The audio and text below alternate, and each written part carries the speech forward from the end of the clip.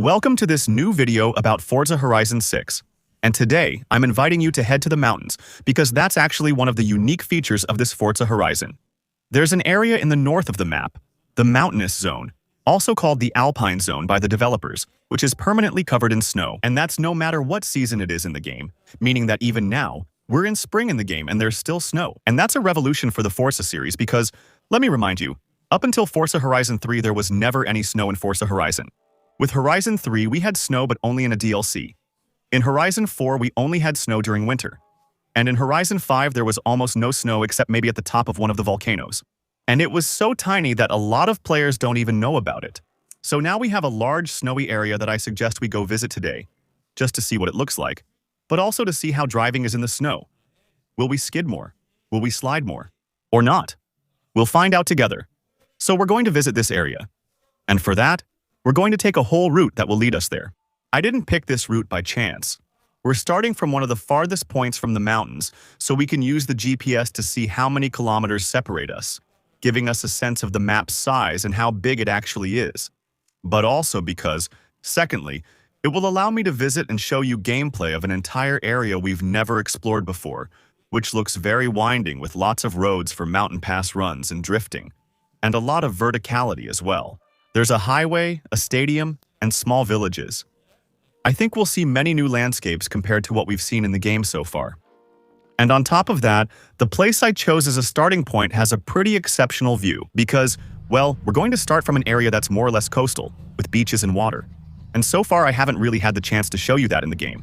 Because right in front of us is the massive city in Forza Horizon 6. That's also what I wanted to show you, that even here, being quite far from the city, trying to get some height, and zooming out, I still have trouble fitting the whole city in my frame, which really shows how massive the city is in Forza Horizon 6. We began exploring it in a video yesterday, so check it out if you want to see the city. It's much bigger than Forza Horizon 5.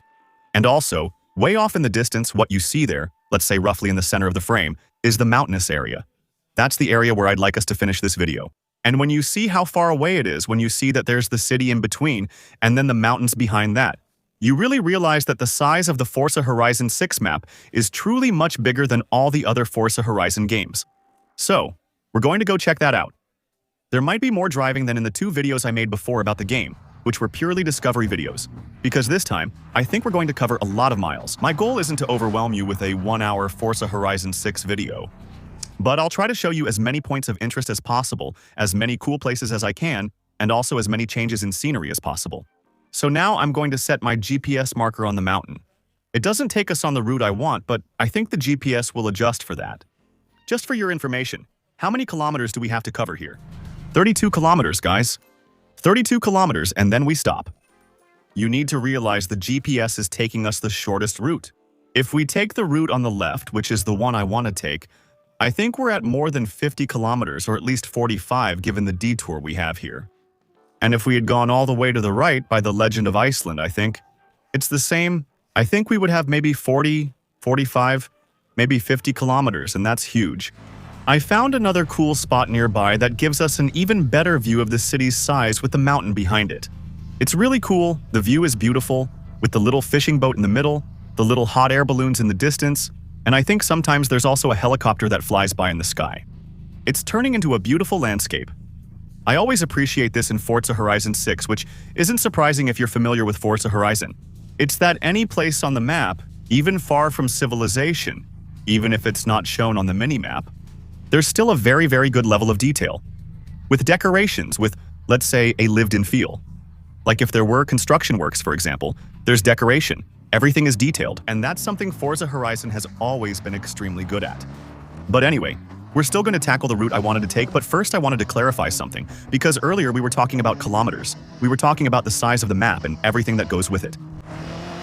For your information, the Goliath, which is not the longest race in Forza Horizon 5, but one of the longest, is really the race that goes all the way around the map, taking you along all the outer roads of the map. The Goliath in Horizon 5 is 55 kilometers long.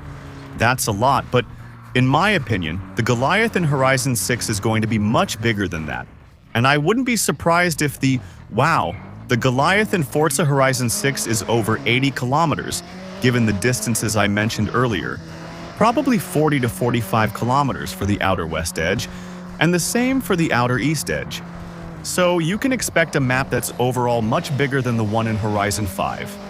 In this video, I can't give exact size numbers because they're too hard to estimate. Honestly, I wouldn't be surprised if we're getting close to 200 square kilometers of area, maybe even more than that. Hopefully this video won't age badly, and the devs won't announce a smaller size than that in the meantime. But anyway, it's definitely much bigger than Forza Horizon 5. Like I said in this video, I'm going to show you a lot of places that are on my route and that I found pretty cool, especially this beach. First of all, the view we have is pretty nice, with the sun, the clouds, the sky that looks really ultra-realistic.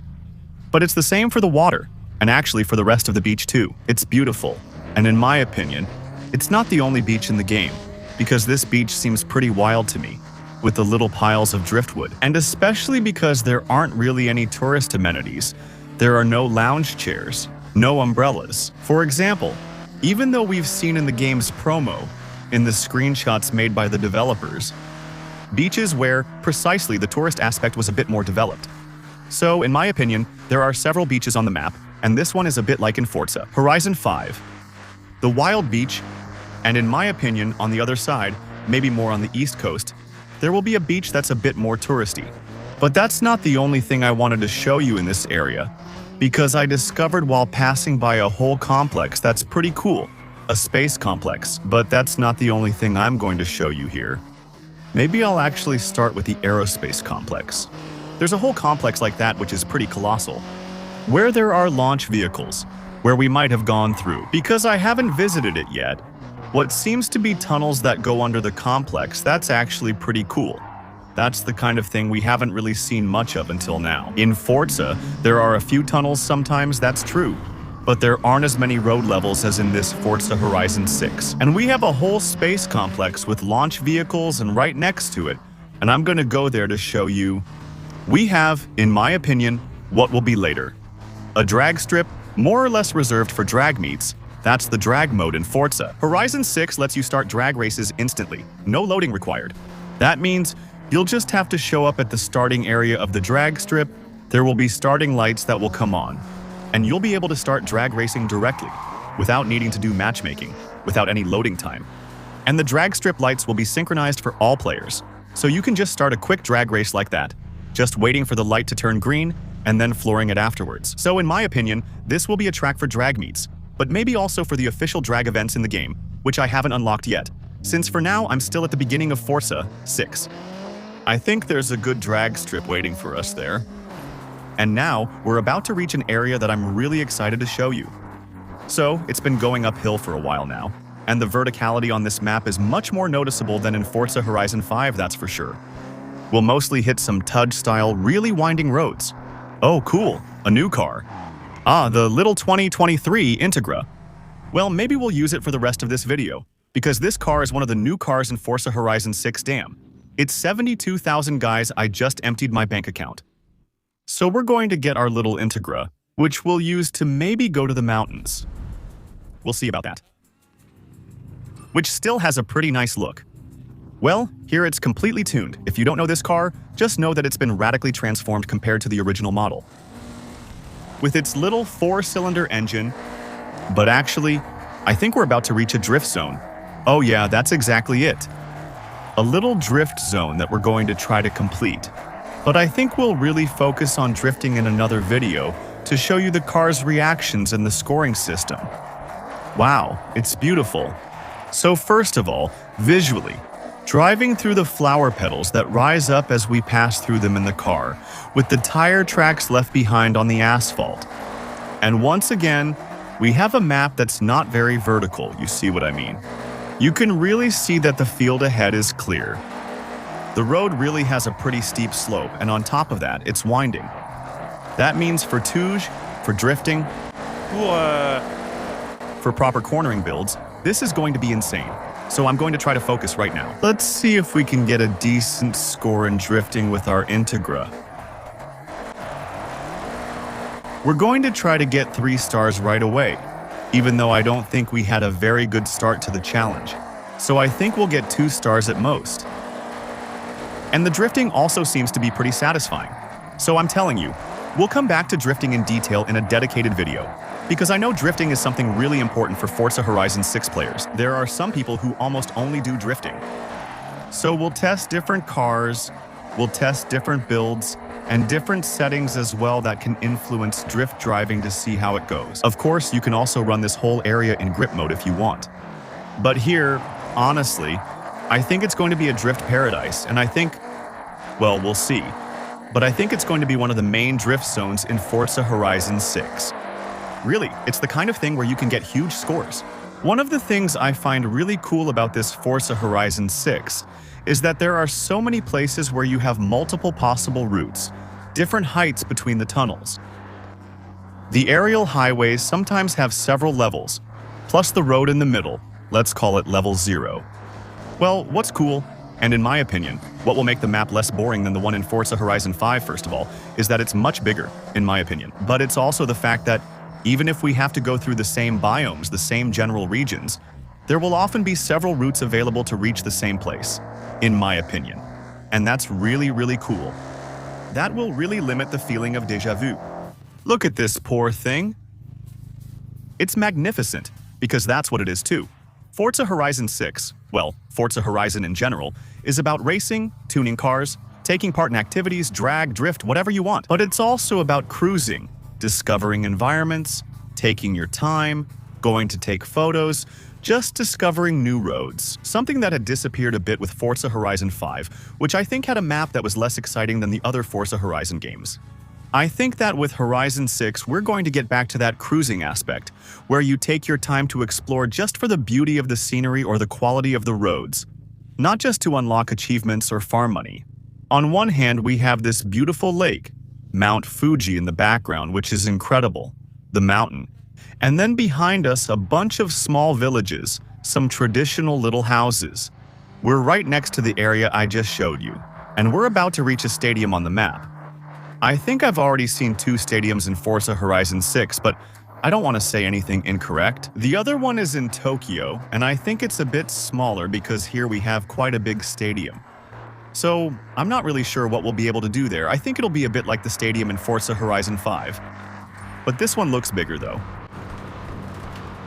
Share your thoughts in the comments. It looks a bit larger to me than the one in Horizon 5. So generally, these stadiums are reserved for activities in the game. Like for example, it can be an arena for PvP, to play tag mode, to play infected mode, king, that kind of thing. Party games, similar to Forza Horizon minigames. But it's also an area that was in Horizon 5, because we had a stadium in Horizon 5. And regularly redesigned to match the theme of the current season in Forza Horizon. For example, we had a NASCAR season in Forza Horizon 5, where they made a NASCAR track inside.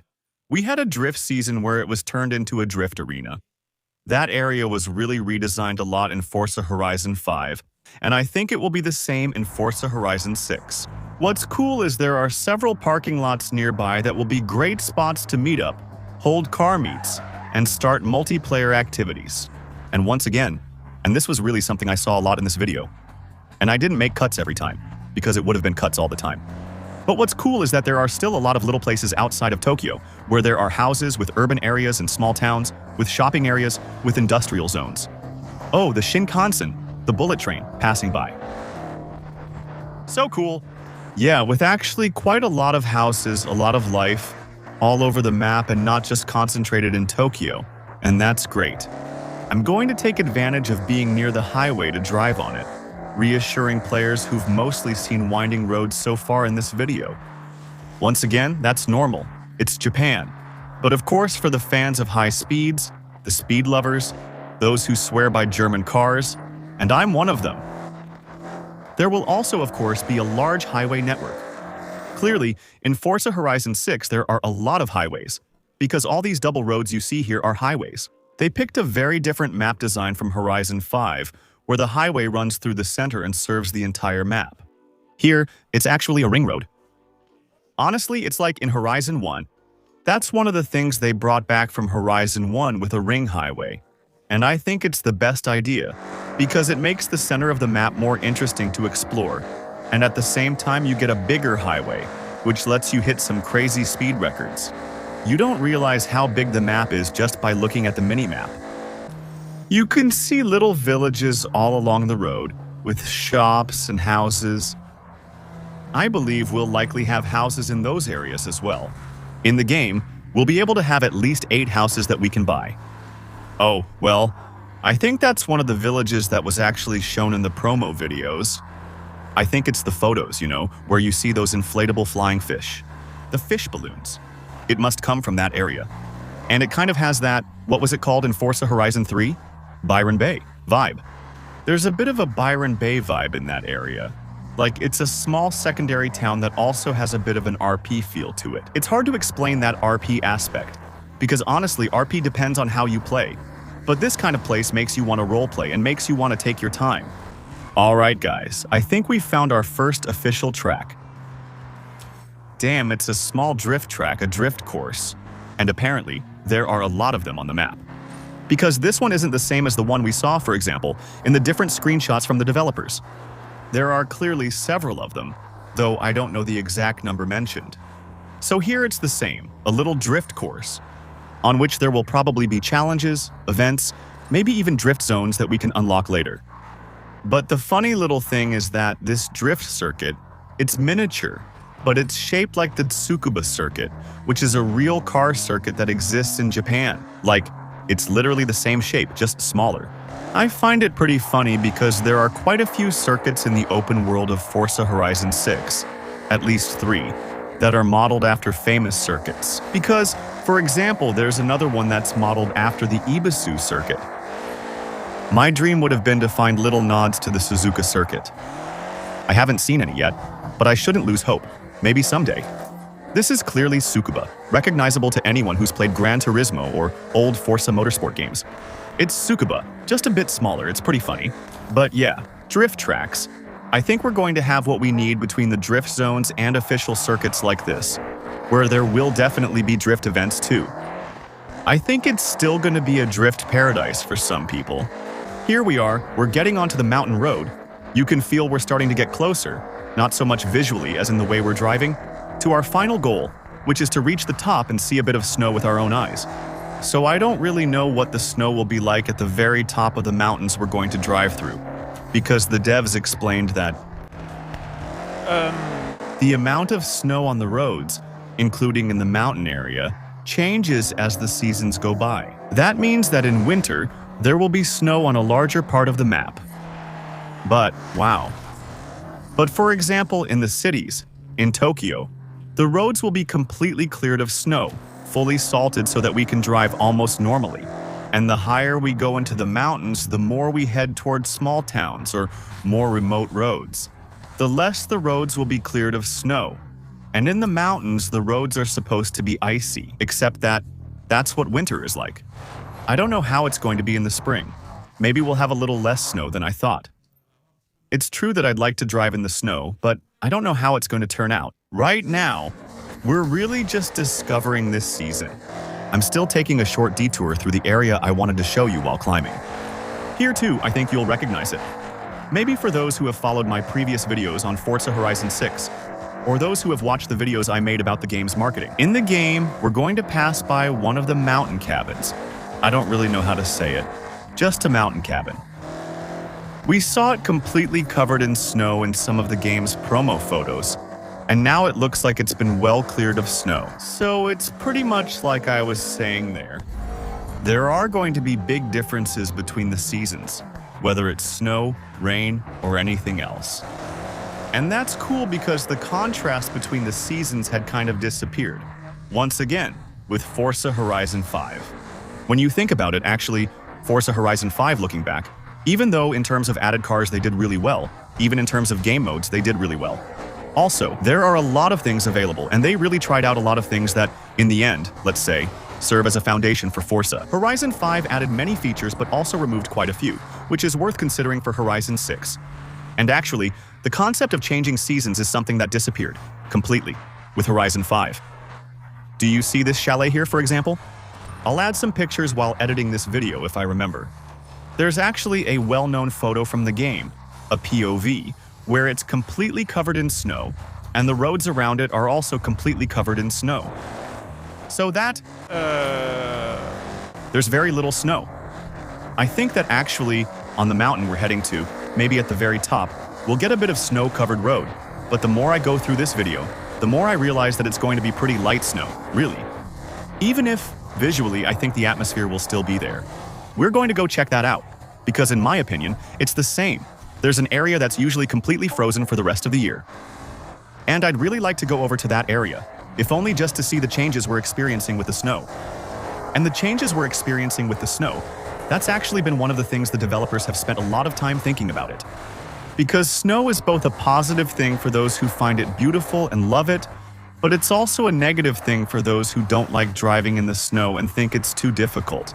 And I think that actually this system of having a snow-covered mountain for a good part of the year, but not all the time, and the system of completely cleared roads. At the bottom of the map, it's the best, let's say, compromise they've managed to find, since it will allow players who want snow almost all the time to still have it, to be able to take beautiful photos, and maybe to drive regularly in the snow as well.